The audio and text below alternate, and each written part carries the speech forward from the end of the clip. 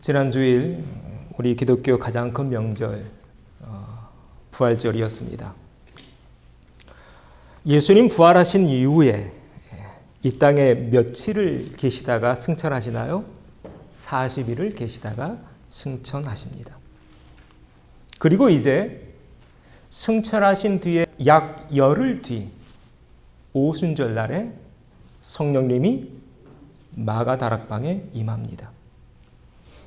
그래서 교회력으로 지난 주일부터 이제 5월 29일까지 이 7주간을 거쳐 부활절기라고 합니다.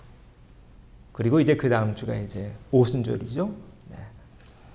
7, 7, 49잖아요. 7주간. 그리고 그 다음 날 오순, 50이라는 뜻이거든요. 그래서 오늘 부활에 관한 말씀을 한 주 더 준비했습니다. 오늘 본문에 예수님의 부활을 첫 번째로 목격한 여인들에 관한 이야기가 나옵니다. 막달라 마리아를 비롯한 3명의 여인들이 오늘 본문에 나오죠. 이 여인들의 이야기를 통해서 우리가 어떤 교훈을 얻을 수 있을까요? 절망 가운데 있었던 그들, 어떻게 다시 희망을 찾을 수 있었을까요? 우리도 어떻게 해야 이 마지막 때 믿음 지키면서 부활의 생기 가득한 그런 삶을 살아갈 수 있을까? 오늘 본문을 통해 함께 여러분과 나누고 싶은 주제입니다. 첫 번째 보겠습니다. 기억하라, 절망이 찾아올 때. 우리가 잘 아는 대로 예수님 이렇게 돌아가셨습니다. 십자가에 바리새인과 사두개인들에 의해서, 제사장과 로마인들에 의해서 십자가에 달리신 뒤 로마 군사가 창을 찌르죠. 그래서 모든 피와 물이 다 쏟아져 내립니다. 그렇게 완전히 숨이 멎자 이제 예수님은 십자가에서 내려지게 되죠. 예수님 살아계실 때 무덤을 준비해 놓지 못하셨습니다. 그래서 예수님은 만약 이렇게 지금 숨을 거두셨는데요. 무덤을 준비하지 못하셨기 때문에 예수님은 사형수들의 무덤에 들어가야 할 수밖에 없었다고 합니다. 그런데 그때 한 사람이 나오죠. 자기 무덤을 내어놓는 사람이 나옵니다. 누군가요? 아리마대 사람 요셉입니다. 담대히 빌라도에게 찾아가서 예수님 시신 나에게 주세요. 내 무덤에 모실게요. 그렇게 해서 아리마대 사람 요셉의 무덤에 안치되게 됩니다. 3일이 지났네요. 막달라 마리아를 비롯한 3명의 여인들이 예수님의 그 무덤을 향해 찾아갑니다. 이 세 여인들에 대해서 성경은 이렇게 말합니다. 예수를 섬기며 어디서부터? 갈릴리에서부터 따라왔어요. 많은 여자들이 따라왔다라고 말하죠. 그 중에 막달라 마리아와 또 야고보, 요셉의 어머니 마리아와 세베대의 아들들의 어머니도 있더라. 총 3명의 여인입니다. 중요한 것은 뭐냐면 어디서부터? 갈릴리에서부터. 지금 예수님 어디서 지금 돌아가셨나요? 예루살렘이죠. 갈릴리 저 북쪽 끝에서부터 중심 예루살렘까지 예수님을 따라온 여인들이 있었다는 것입니다. 예수님의 사역을 보면 예수님의 사역이 가능했던 이유가 여기 있습니다. 이런 여인들이 있었기 때문에 가능했습니다. 그래서 계속 이 여인들이 뒤에서 예수님을 돕죠. 한마디로 수발든 것입니다. 그래서 예수님을 3년 동안 따라다닙니다. 이 세상을 구원할 거라는 꿈과 희망을 품고 3년을 동고동락하고 있는 것입니다. 그런데 3일 전에 이렇게 비참하게 십자가에서 죽고 맙니다. 남자 제자들은 다 도망가 버렸네요. 이젠 힘없는 여인들만 이렇게 남아 있습니다. 절망의 먹구름이 드리워지고 있는 순간입니다. 한번 상상해 보십시오. 이때 이 여인들의 심정이 어떠했을까?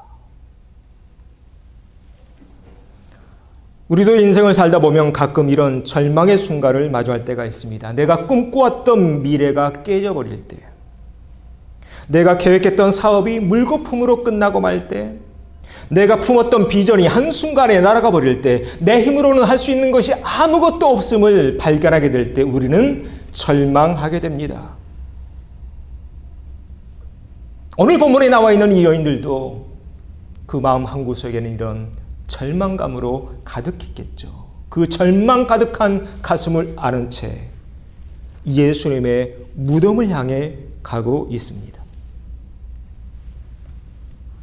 그때 천사가 이 여인들에게 이런 얘기를 해줍니다. 우리 한번 같이 읽어볼까요? 어찌하여 살아있는 자를 죽은 자 가운데서 찾느냐? 여기 계시지 않고 살아나셨느니라. 아멘. 절망 가득 안고 찾아갔는데 지금 천사가 이런 얘기를 해주고 있는 것입니다.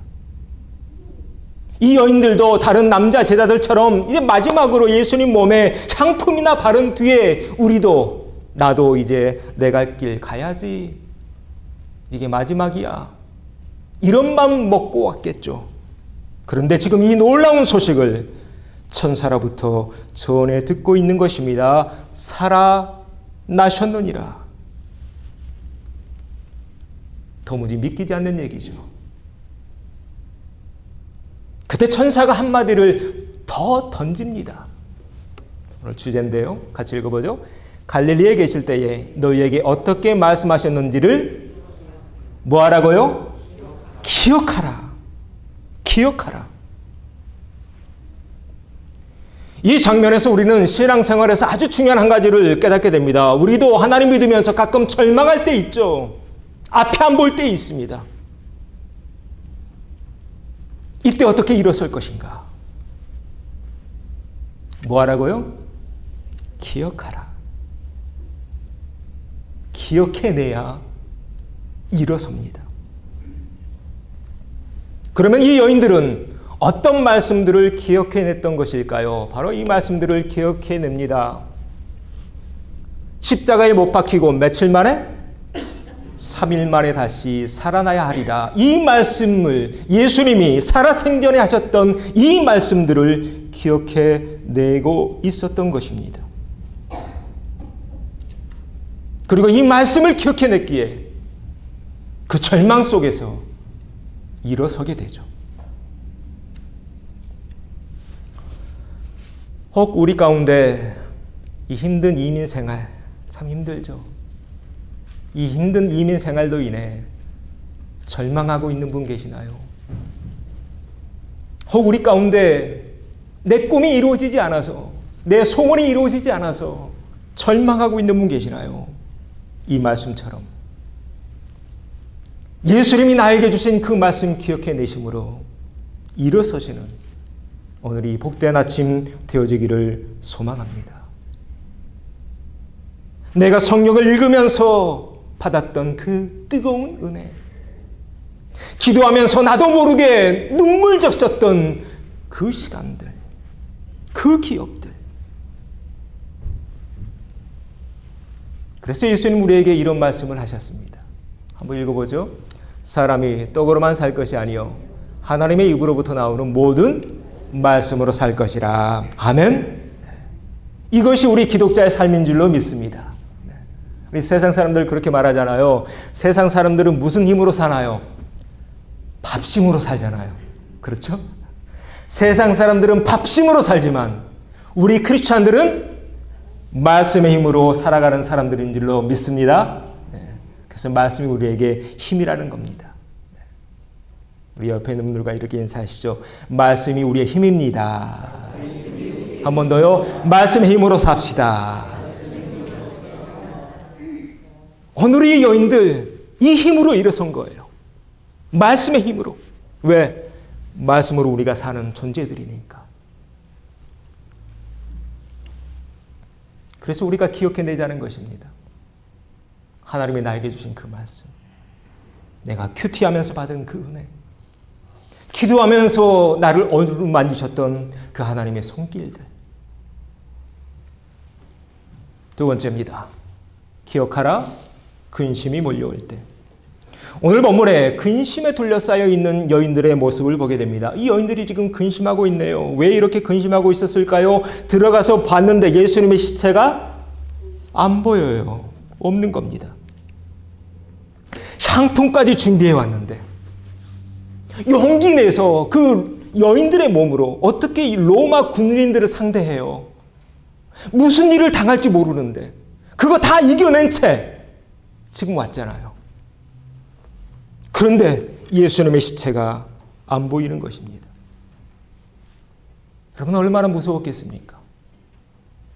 또 얼마나 조마조마하고 얼마나 두려웠겠습니까?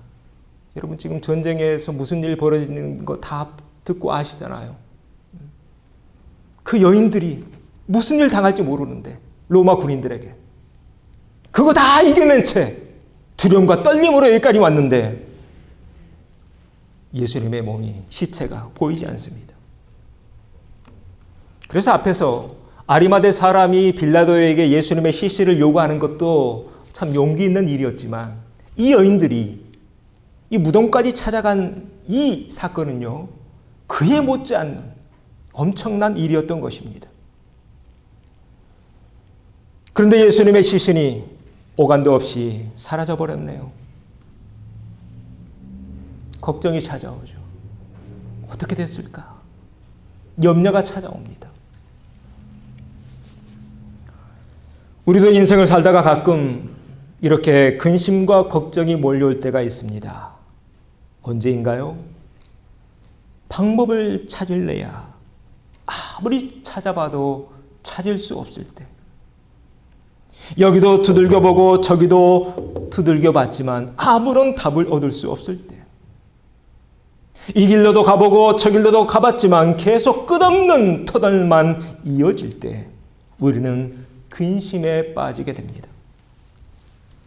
그런데 바로 그때 천사가 이렇게 말합니다. 우리 다시 한번 읽어보죠. 어찌하여 살아있는 자를 죽은 자 가운데서 찾느냐? 여기 계시지 않고 살아나셨느니라. 갈릴리에 계실 때에 너에게 어떻게 말씀하셨는지를 뭐하라고요? 기억해내라는 거예요. 기억해내라.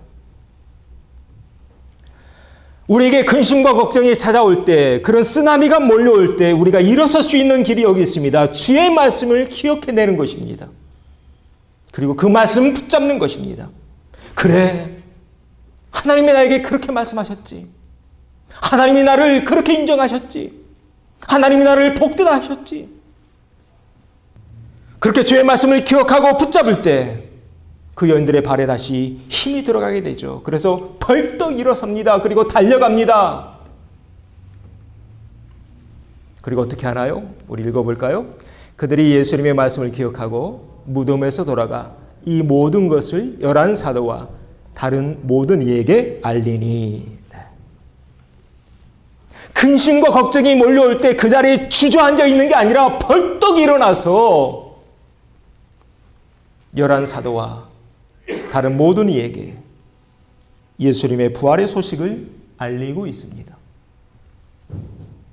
여러분, 그래서 기억하자는 것입니다. 언제요? 내 마음에 근심과 걱정이 찾아올 때 무엇을 기억해요? 예수님의 말씀을, 하나님의 말씀을, 성령님의 어루만지심을. 이 성경은 우리에게 이렇게 말합니다. 자, 말씀이 무엇인가 보죠. 한번 읽어보겠습니다. 주의 말씀은 내 발의 등이요 내 길의 빛이니이다. 아멘. 누구의 고백인가요? 시편이니까 다윗의 고백이죠. 여러분, 다윗도 힘든 일 얼마나 많았어요. 사울이 막 죽이려고 하고 옆에서 중상모략하고, 그래서 10년을 광야에서 떠돌죠. 그때 쓴 시편입니다.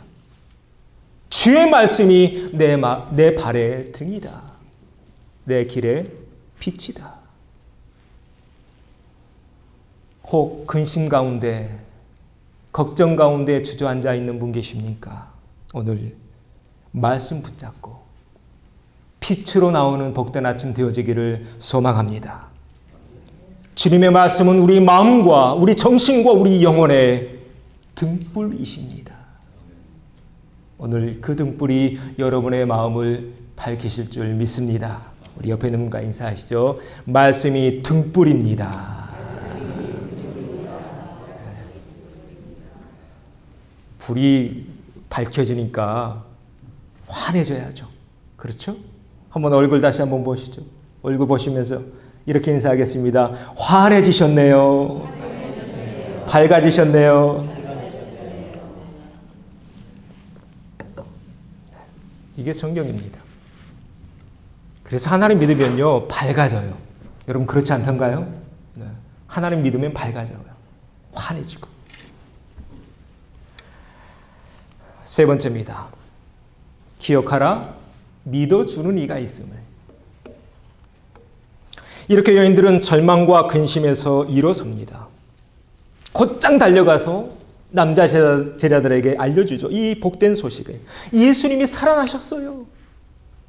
갈릴리에서 말씀하셨던 그 말씀대로 정말로 다시 살아나셨어요. 그런데 웬일입니까? 남자 제자들이 믿어주나요? 믿어주지 않나요? 믿어주지 않습니다. 허탈한 듯이 들려 믿지 아니합니다. 너무 기뻐서 이 기쁜 소식 나 혼자만 간직할 수 없어서 단숨에 달려와서 예수님의 부활 소식을 알려주고 있는데 믿어주지 않고 있는 것입니다. 쓸데없는 소리 하지 말라고 이렇게 핀잔만 주고 있네요. 여러분, 우리도 인생을 살면서 이럴 때 속상하지 않던가요? 믿었던 사람들이 나를 믿어주지 않을 때, 내 편인 줄 알았는데 알고 보니 내 편이 아니었을 때. 오늘 본문의 여인들도 마찬가지였을 겁니다. 지금 3년을 같이 동고동락했습니다. 3년을 한솥밥 먹었던 것입니다. 그런데 그 동료들이 자신들의 말을 믿어주지 않고 있습니다. 얼마나 낙심이 됐겠습니까? 얼마나 실망스러웠겠습니까? 그러나 감사하게도 오늘 이 여인들은 이 깊은 근심과 절망과 슬픔과 실망 속에서 일어섭니다. 어떻게 일어설 수 있었을까요? 한 사람이 있었어요. 다 믿어주지 않았는데 딱 한 사람 믿어줍니다. 자, 누가 믿어주나요? 베드로는 믿어줍니다. 베드로.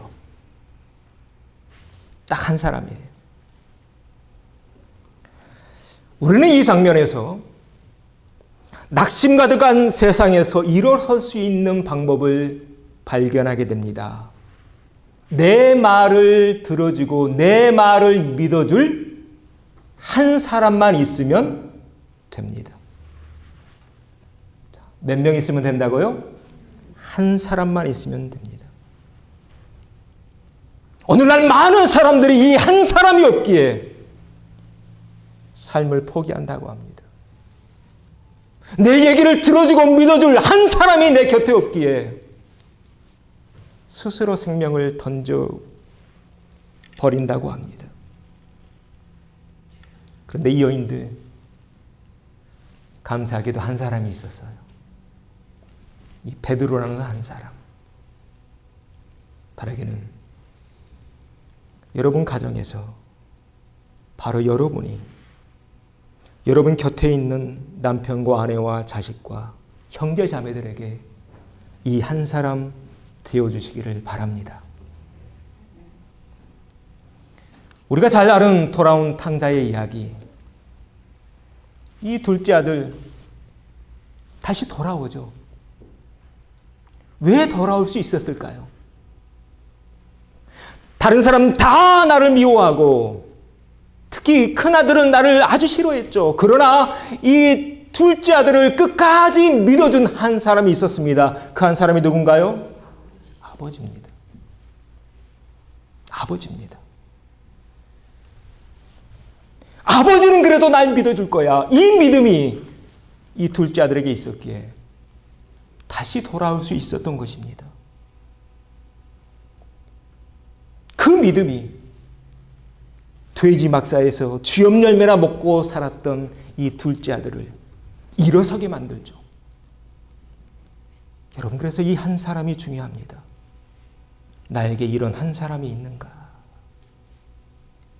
나는 지금 내 옆에 있는 형제자매와 내 식구들에게 어떤 존재인가? 바라기는 우리가 이처럼 또 베드로처럼 여러분 주변에 있는 사람들에게 그 한 사람이어야 할 줄로 믿습니다. 우리 옆에 있는 분과 이렇게 고백하며 인사하시죠. 내가 믿어줄게요.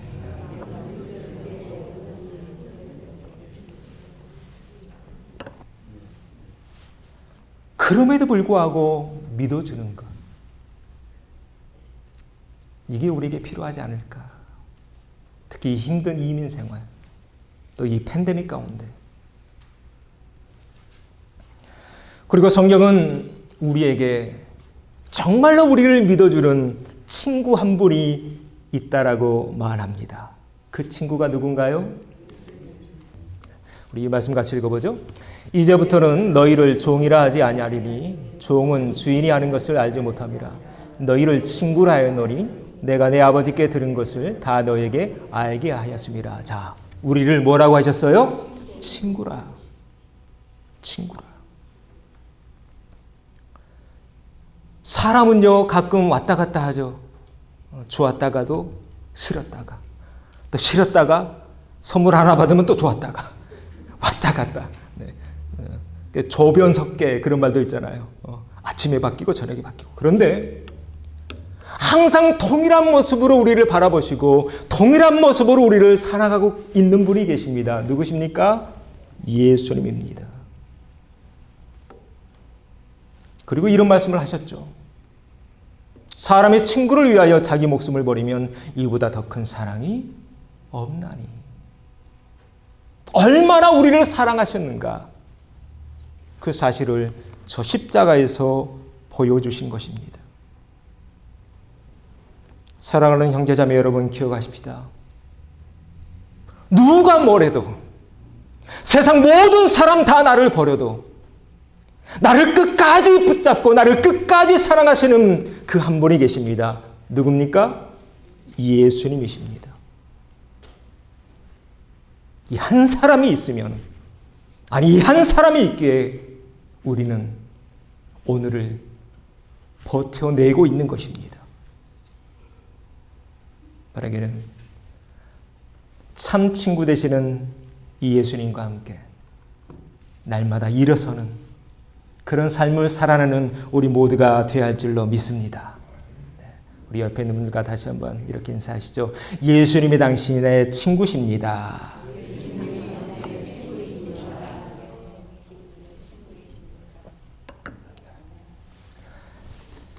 우리 인생이 쉽지 않죠. 가끔 절망이 찾아오고 또 근심이 찾아오고 또 가끔 믿었던 사람들에게 실망하기도 하지만 참 친구로 이 땅에 오시고 또 죽으시고 부활하신 그 주님 붙잡고 또 기억해내심으로 날마다 부활의 삶을 살아내는 우리 모두가 되어지기를 주의 이름으로 축원합니다.